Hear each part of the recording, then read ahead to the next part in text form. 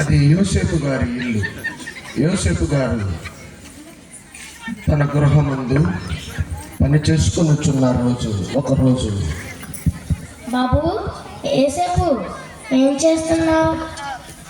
రా బాబాయ్ రా, ఈ బల్లపై కూర్చో. దాందేముందిలే బాబు. అవును, నీ పెళ్ళెప్పుడు? మరియతో ప్రాధాన్యం జరిగింది బాబాయ్, పెళ్ళి ఇంకా పెట్టుకోలేదు.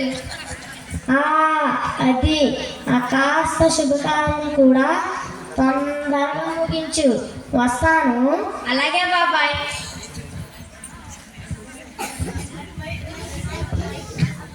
జాగ్రత్త ఏసేపు. అలాగే బాబాయ్.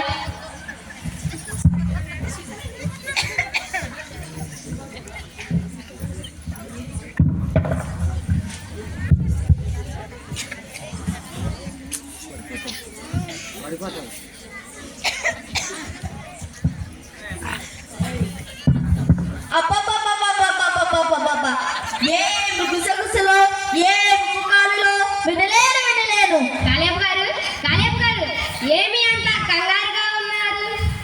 ఆడబోయిన దేశంలో ఎదురైనట్లు నువ్వే ఉన్నావు ఇక్కడ.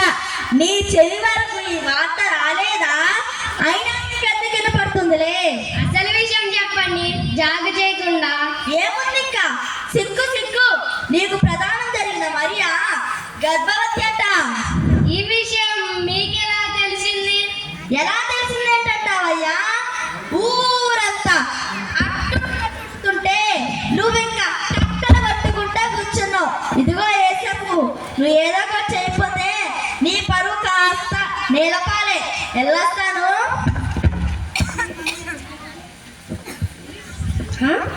మరియా గర్భము ధరించినదా? ఎంత మోసం చేసింది! మరియా శ్రీరత్నమని దేవుని దృష్టిలో ఎంతో నీతిమంతురాలని తలంచి తినే. ఇప్పుడు నేను ఏమి చేయవలను? ఒక పని చేసేదగాక ఆమెను రహస్యముగా విడలాడేదను అని తలంచి ఎంతో వేదన భరితుడైన యోసేపు గారు తన గృహమందు నిద్రించుచున్న ఒక రాత్రి హల్లెలూయా హల్లెలూయా హల్లెలూయా హల్లెలూయా హల్లెలూయా హల్లెలూయా హల్లెలూయా.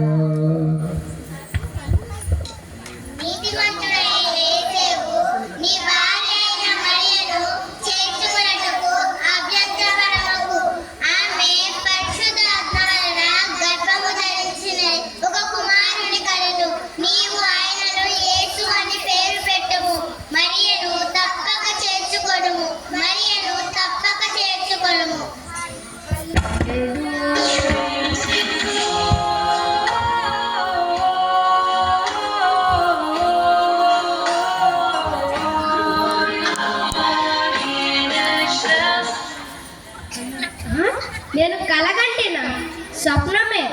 ఎవరు? ప్రభువు దూత గాబ్రియలు దూత చెప్పినదంతయు నిజమే. నిర్దోషి అయిన మరియను దోషిగా ఎంచి విడలాడే ప్రయత్నించాను. నాకు క్షమాపణ లేదు. ఎందుకు లేదు? దేవుని ఆజ్ఞను శిరసావహించి మరియను తప్పక చేర్చుకుంటాను.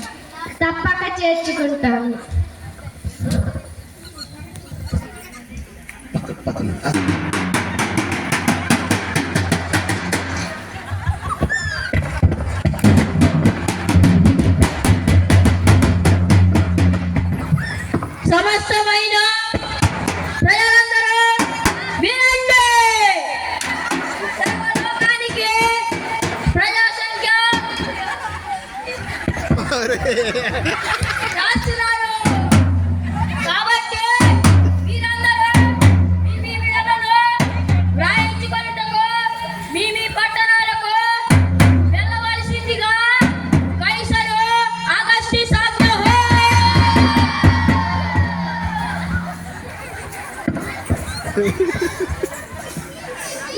యోసేపు దావీదు దావీదు గోత్రములోనూ వంశములోనూ పుట్టినవాడు కనుక తనకు ప్రదానము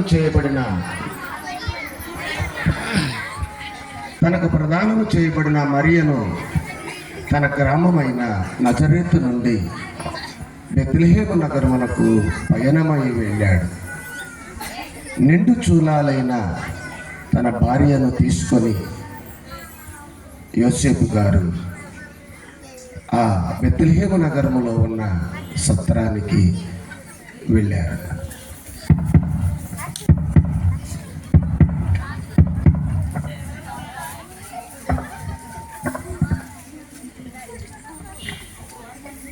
ఎవరివయ్యా నువ్వు? యాల లేదు పాల లేదు. ఎంత సత్రం అయితే మాత్రం యాల పాల ఉండద్దు. బాబు మాది నజరేత్. జనాభా లెక్కలకు రాయించుకోవడానికి వచ్చాము. ఈ రాత్రికి తల దాచుకోవడానికి కొంచెం చోటు ఇవ్వండి బాబు. పోవయ్యా, చోటు లేదు గీటు లేదు. పోవయ్యా. బాబు మా పట్టణం ముందు నా భార్య నీడు చూడరాదు. నిండు చూడాలి. నిండు చూడాలి. పసవ గడియలు సమీపించినవి. తలదాచుకోవడానికి కొంచెం చోటు ఇవ్వండి బాబు. ఇదిగో బాబు, నీ మొహం చూస్తుంటే జాలంటుంది. ఈ రాత్రికి అదిగో ఎదుగో కనపడుతుంది ఆ పశువుల పాకలో ఈరోజు తలదాచుకోండి. కృతజ్ఞుణ్ణి బాబు.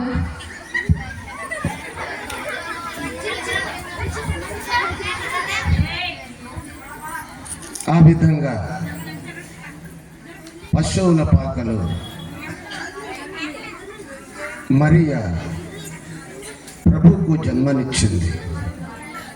ఆ వార్త ఆ ప్రాంతములో ఆ అర్ధరాత్రి వేళ గొర్రెలు కాసుకుంటున్న వారి దగ్గరకు ఆ దూత వెళుతుంది. ఆ సన్నివేశాన్ని చూద్దాం.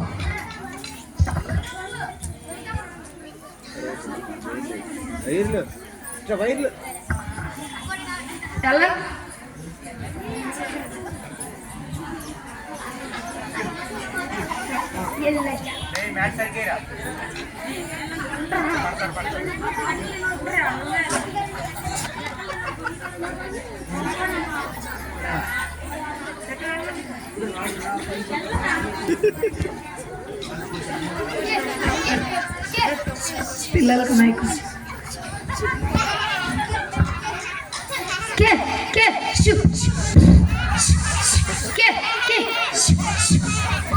పెద్దనా చూస్తారు ఇచ్చేస్తున్నారు కూడా. ఓ రబ్బాయ్ కాస్త ఒప్పి పట్టరా. మో పట్టుకొని చీకటి వేస్తుంది.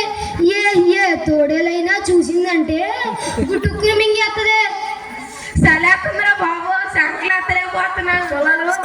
మంట మాట ఒరే ఎర్రి మొహమా చెబితేనంట్రా